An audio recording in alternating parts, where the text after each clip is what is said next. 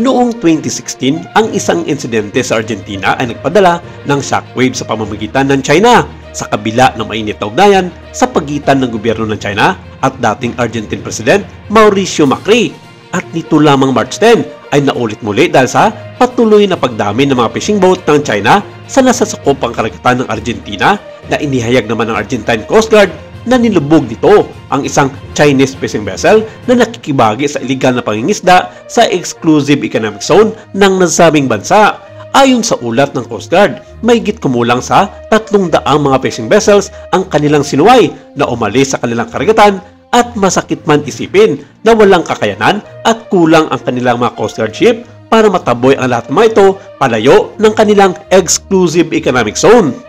Dahil dito, ginawa na ng Argentina ang kanilang huling opsyon at ito ay paputukan ang sinumang barko ng China na magpasawalang bahala sa kanilang ibinibigay na babala.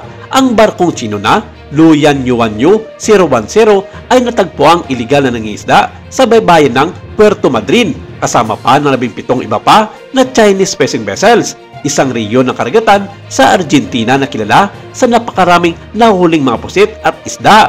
Nakita ng radar ng Argentine Coast Guard ang mga nasabing trawler. Binalaan ng Argentine Coast Guard ang barko sa English at Spanish na pananalita at sinubukang makipag-unayan gamit ang audio at visual signals. Gayunpaman, sa halip na makipagtulungan, ang mga barko ay nagdilim at nagtangkang tumakas ang mga ito patungo sa internasyonal na karagatan nang hindi tumugon sa Argentine Coast Guard.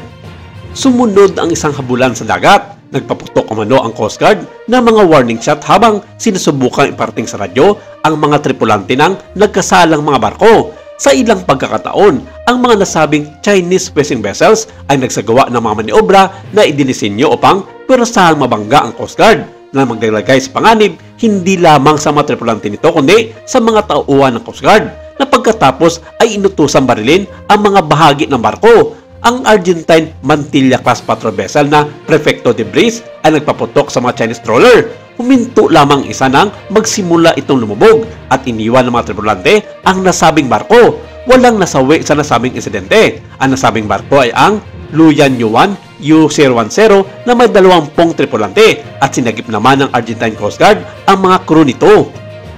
Samantala, binalaan ng China, partikular na ang mga tripulante ng BRP Cabra dahil ilang beses na umano itong naging laman ng reklamo ng ilan sa mga Chinese Coast Guard vessels na siyang humarang sa mga ito sa tuwing pinapasok ang exclusive economic zone ng Pilipinas. Sinabi ng China na hindi na sila magdadalawang isip na gumawa ng mapangahas na bagay sa nasabing sasakyang pandagat ng Philippine Coast Guard kung patuloy nitong harangan at habulin ang mga barko ng China na nagsagawa di umano ng pagpapatrolya sa kanilang mga karagatan na sakop ng 10-dash line kung saan pasok ito sa 200 nautical miles exclusive economic zone ng Pilipinas na siya namang aktibong nagpapatrolya ang BRP Cabra.